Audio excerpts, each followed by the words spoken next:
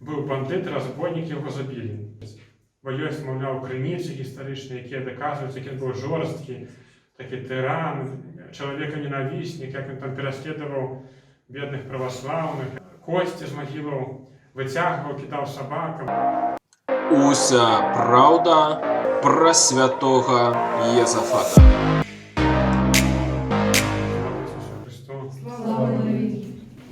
Геаграфія і прырода распарадзіліся, што сёння Лідская парафія святкуе свята святого Єзафата. Усе ведаюць, што яно святкуецца 12 лістапада. Сёння таксама айцам нашым кажу, пытаеце, якое свята, якая парафія? Кажу, Єзафата. Єзафата здаецца ў лістападзе. Вось, а тут такі цуд і падарунак. Фактычна, з тых самых прычын яго і папрасілі калісьці святкаваць у верасні, з якіх мы сёння святкуем. Гэта было надвор'е. Зараз прыгожа, цёпла яшчэ, сонейка яшчэ свеціць, зямля яшчэ сухая, і можна святкаваць. І вось, у канцы 17 стагоддзя, яшчэ 100 гадоў не прайшло нават пасля смерці Єзафата, вырашылі святкаваць раней, каб можна было гэта рабіць больш прыемна. Але ў гэтым годзе так дзіўна выпадае вельмі шмат юбілеяў на гэтае свята. Вось, напрыклад, хто ведае, калі нарадзіўся Єзафат? У якім годзе? Дакладна невядома, прыкладна пішуць 1580 год. Гэта значыць, сёння у гэтым годзе яму спаўняецца прыкладна 440 гадоў з дня яго нараджэння. Таксама гэтае свята было канчаткова зацверджанае Замойскім сінодам роўна 500 гадоў назад. Фактычна мы сёння 500 раз святкуем свята святого Єзафата ў верасні. Акрамя гэтага яшчэ пазней скажу пра іншыя супадзенні, але святы Єзафат, як біскуп, стаў мучанікам за еднасць царквы. І гэты яго статус або тытул мучаніка за еднасць да сённяшніх дзён некаторымі людзьмі падвяргаецца сумневу. Маўляў, засім ён не за еднасць царквы. Быў бандыт, разбойнік, яго забілі. Так вот ёсць такая думка. І часам хтосьці не знаходзіць аргументаў, каб гэта запярэчыць. Бо ёсць, маўляў, крыніцы гістарычныя, якія даказваюць, які ён быў жорсткі, такі тыран, чалавека-ненавіснік, як ён там пераследаваў бедных праваслаўных, як ён там іх косці з магілаў выцягваў, кідаў сабакам, проста асабіста прыходзіў на чэрэдлёўкай, выкопваў, кідаў, браў з сабой сабакаў, кідаў ім косткі. Вось усе гэтыя глупствы пра тое, які ён быў страшны, жорсткі, напісаныя ў гарадскіх кнігах скаргаў. Што такое гарадскія кнігі скаргі, ведаюць гісторыкі, але не ведаюць людзі, якія будуць чытаць вось гэтыя глупыя, дурнаватыя матэрыялы. Вось гэта прыкладна штосьці такое, як,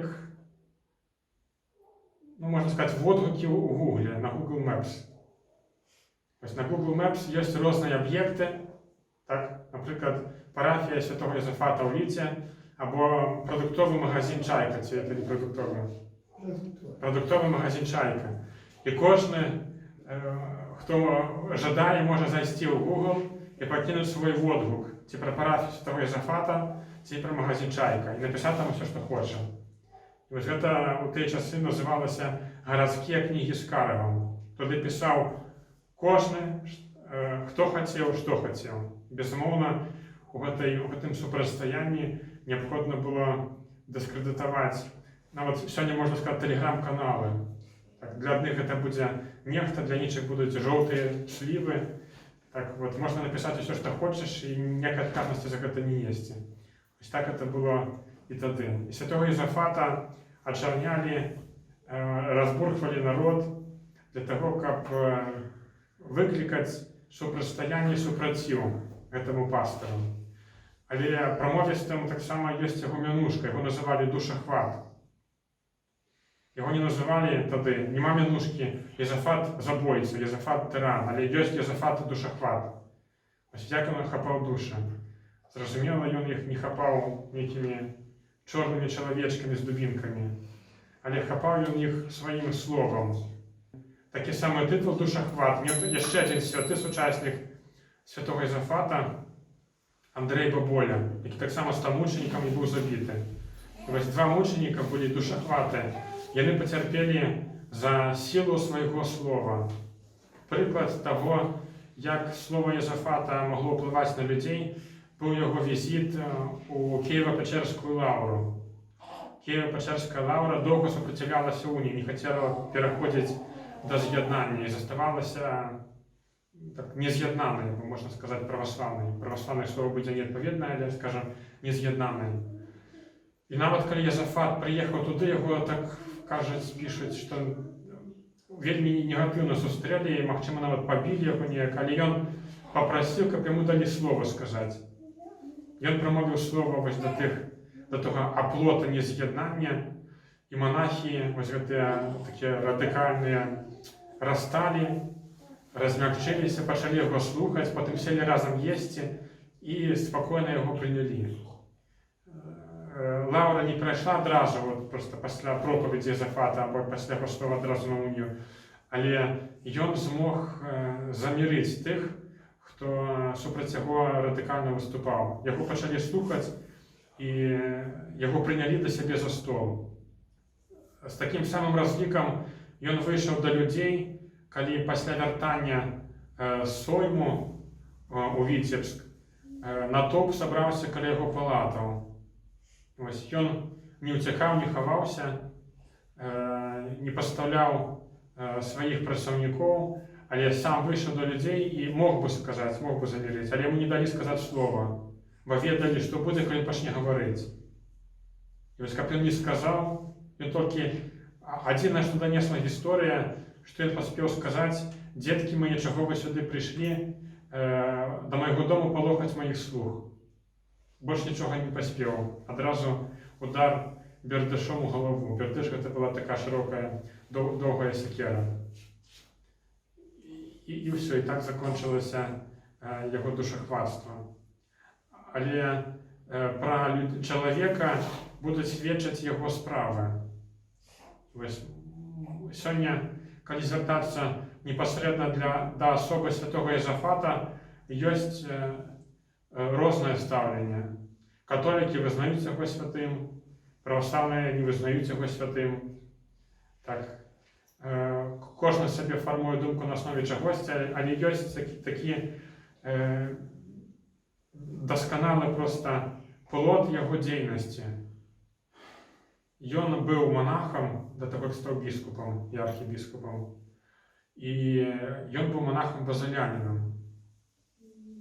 Гэты ордэн базылянаў узнік у пачатку 17 стагоддзя, пасля аб'яднання ўсіх магчымых манастыроў, якія былі на заходні манер, каб структураваць іх дзейнасць і зрабіць яе больш эфектыўнай. Вось святы Єзафат, уступіўшы у манастыр Святой Тройцы ў Вільні, калі ён яшчэ не быў базылянскім, стаў удзельнікам арганізацыі гэтага ордэна. Арганізацыяй ордэна займаўся мітрапаліт Веніамін Руцкі. Не Руцкой, а Руцкі. І святы Єзафат стаў архімандрытам гэтага манастыра, гэтых манастыроў, гэтага ордэна. Архімандрыт гэта значыць галоўны яго настаяцель. На той час цэнтрам стварэння была Вільня, само собой зразумела, і Быцінскі манастыр. Сёння ад Быціні ўжо нават згадкі не засталося. Нехта толькі спецыфічныя людзі памятаюць, што там некалі быў базылянскі манастыр, што там быў нейкі важны духоўны цэнтр. Але да сённяшняга дня застаўся іншы духоўны цэнтр. Які? Жыровічы. Пра яго ведаюць усе, яго шануюць усе. Гэта цэнтр, які яднае і уніятаў, і рыма-католікаў, і праваслаўных.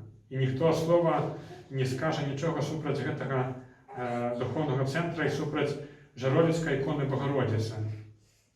Ёсць такая легенда, што у Жыровічах у 16 стагоддзі існаваў праваслаўны манастыр. Але вось акрамя гэтай легенды няма ніякіх такіх грунтоўных пацвярджэнняў таго, што сапраўды там нейкі манастыр быў. Вясной была канферэнцыя навуковая па гісторыі Жыровіч з нагоды юбілея, пра якого юбілея я трошки пазней скажу. Ну, хаця, щоб пазней можна ўжо. 550 гадоў святкуем у гэтым годзе аб'яўленне жыровіцкай іконы. Ось яшчэ адзін знак. 550 гадоў аб'яўлення іконы. Вось з нагоды гэтага юбілея праходзіла навуковая канферэнцыя. І там нейкія матэрыялы Алей Суша знайшоў, што там нейкія дошкі нейкага парафіяльнага манастыра некаму там дзялілі. Раз былі нейкія дошкі, ці падлога там, ці, ну, нешта там было, ці нейкага там парафіяльнага манастыра, значыць, нейкі манастыр быў. Але дакладна вядома, што да пачатку 17 стагоддзя, нават калі быў там нейкі манастыр, то яго ўжо і следу не было. Жыровічы былі закінутым месцам, даволі забытым. Яго уласнік Александр Солтан перадаў або прадаў гэты маёнтак Івану Мялешку, дзеячу дзяржаўнаму Вялікакняства Літоўскага. Іван Мялешка таксама, хочучы неяк паўплываць на развіццё гэтага месца, падараваў, запрасіў туды базыляну непасрэдна святога Езафата. Ён быў знаёмы са святым Езафатам з Вільні і проста перадаў яму гэта месца з чудатворнай іконай. І яшчэ адзін юбілей Рона, 500 гадоў у гэтым годзе спаўняецца з моманту знікнення іконы жыровіцкай і адшукання. У 1520 годзе адбыўся пажар, загарэла Свято-Успенская царква, пабудаваная для гэтай іконы, і ікона знікла 500 гадоў назад. А потым дзеці-пастушкі яе знайшлі. Ну, яны яе знайшлі, пабачылі жанчыну, якая сидзела на камені. Яны падышлі да яе, на камені засталася гэта ікона жыровіцкая. Гэта ікона там была у Жыровічах, але ніякага духовного цэнтру там не было. І базыляне пачалі з нуля падымаць гэтае месца, перабываючы ў Быціні. З Быціня базыляне стварылі духовны цэнтр у Жыровічах. І вось жыровічская ікона стала плодам жыцця святога Езафата. Гэта ён асабіста стварыў духовны цэнтр у Жыровічах. Ён там заснаваў базылянскі манастыр, ён пачаў, кажучы мовай сучаснай, раскручваць гэтае месца, пашыраць культ жыровічскай іконы. Вось гэта ад яго пачалася гісторыя жыровічскай святыні, бо да яго ўсё занядбалі ўжо. Там была старая закінутая капліца у Жыровічах на той час. Ніхто пра тое месца не дбаў. Прыйшлі базыляне, і дзякуючы святому Езафату жыровічы сталі жыровічамі. Таксама у гэтым годзе праз тыдзень пасля, роўна праз тыдзень, у наступную суботу будзем святкаваць 290 гадоў каранацыі жыровічскай іконы.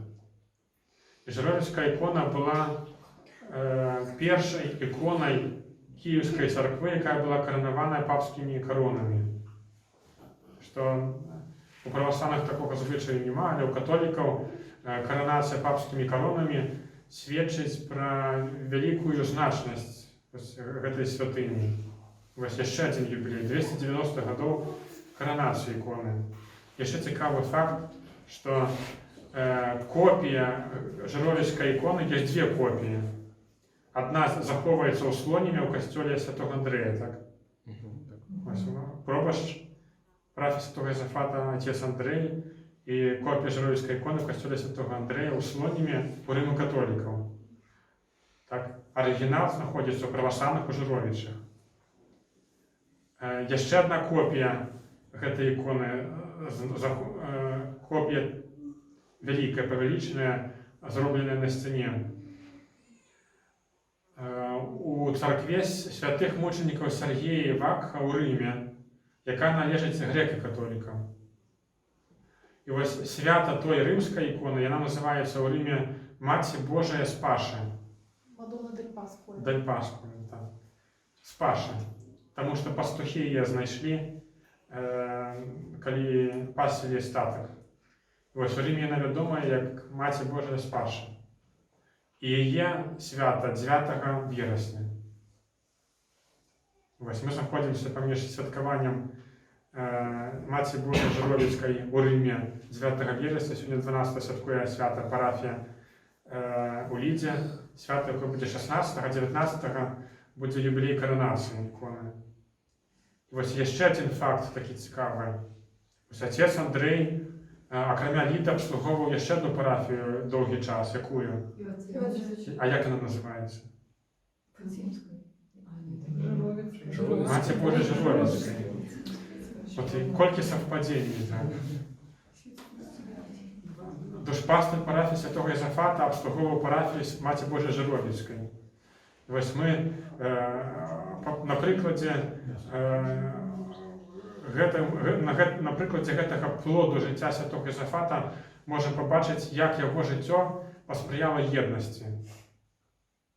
Яго асоба, можа, і раздзяляе, але Маці Божа Жыровіцкая,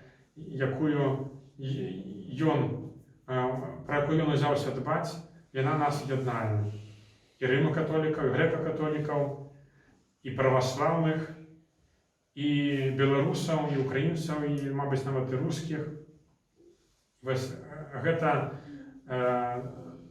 прыклад таго, што святы Ян Павел II назваў апостол єднасці. Справы чалавека гавораць пра яго, а справа святого Єзафата, вось гэта яго руплівасць дзеля справы яднання, гэта яго ордэн, для вытоку якога ён стаяў, які па сённяшні дзень дзейнічае бесперапынна, хоць і Беларусі ён быў ліквідаваны, але не быў ліквідаваны ў прынцыпе, ён дзейнічае на тэрыторыі Галічыны і далей працягвае дзейнічаць. І гэта Жыровіцкая святыня, і храмы, якія базаляне пабудавалі, да сённяшняга дня там стаяць, і Жыровіцкая ікона, перад якой маліўся святы Єзафат, таксама працягвае асвячаць нашу зямлю. І вось нядаўна таксама на гэтай жа сувязі з гэтай канферэнцыяй, якая была вясной, Дзяніс Лісейчыкаў, такі даследчык, ён дырэктар Нацыянальнага архіва, ён таксама даследаваў герб Жыровіч. Сучасная версія трошки не адпавядае рэальнасці, так вось як на думку Дзяніса Лісейчыкава. На ёй адлюстраваны чалавек з пахіленай з мячом перад іконай Богородицы. І вось Дзяніс Лісейчыкаў кажа, што гэта кароль Рэчы Паспалітай, які моліцца перад Жыровіцкай іконай. Які аргументы ён наводзіць да гэтага? Галоўны аргумент гэта была вайна Рэчы Паспалітай з туркамі, у якой кароль, вось гэты, які моліцца, атрымаў перамогу. Здаецца, Ян Сабірскі, не памятаю імя. І гэта адбылося ў сярэдзіне 17 стагоддзя, 1650-е гады. І вось Дзяніс Лісейчыкаў прааналізаваў такія імёны, або наколькі было пашырана імя Єзафат, калі ён з'яўляецца сярод знаці ВКЛ. Вось менавіта ў той час пасля гэтай перамогі пачынаюць нараджацца Єзафаты. Вось ёсць такая абгрунтаваная версія, што кароль Рэчы Паспалітай паехаў маліцца да Жыровіцкай іконы і праз яе заступніцтва атрымаў перамогу. І гэтую перамогу ён прысвяціў Маці Божай Жыровіцкай святому Єзафату як заснавальніку гэтага святого месца. І у памяць пра Єзафата мучаніка знаць пачала называць сваіх дзяцей у яго імя. Вось яшчэ адзін прыклад. Калі ён быў кананізаваны, святы Єзафат? У 1867 годзе, пасля паўстання Кастуся Каліновскага, або паўстання 1863 года. У той час Унія была ліквідавана на большай частцы тэрыторыі Беларусі, але яшчэ заставалася Хомская епархія. Яна не была ліквідавана яшчэ на працягу 10 гадоў пасля паўстання. І ось греко-католіцьке або уніяцьке духовенство обралось на той час благословенного Єзафата Кунцевича святим заступником або таким покровителем, опікуном для повстанців. Уніяти молилися до святого Єзафата. І праз повстання оживився народний культ його. І в Ватикані, побачивши узрост такої народної побожності до Єзафата, до благословеного Єзафата, провели канонізацію, і він став святим. Ось ми сьогодні так само потребуємо заступництва святих. Митрополит Тадеуш Кондрусевич у Жнівні, будучи в Буслові, доручав Білорусі Бусловській іконі, він так і казав: покажи нам, Маті Божа, що ти єсть і що ти опікуєшся нашою землею. Ось і святий Єзафат так само дав на Маті Божою Жировицьку для того, як вона опікувалася нашою землею. І ось сьогодні молимося, як король Речі Посполітої Ян Собєський, молимося до Маті Божої Жировицької, в ці дні є святкування, поміж одним і другим святкуванням. І молимося до святого Єзафата, який опікувався її іконою, її святим місцем, щоб вони заступалися за нас, молилися за нашу країну, за наш народ, і щоб Бог дарував нам праз молитви святого Єзафата і Маті Божої перемогу над злом, над беззаконням, над несправедливістю, над неправдою, і щоб на нашій землі панувала Божа воля. Слава Ісусу Христу!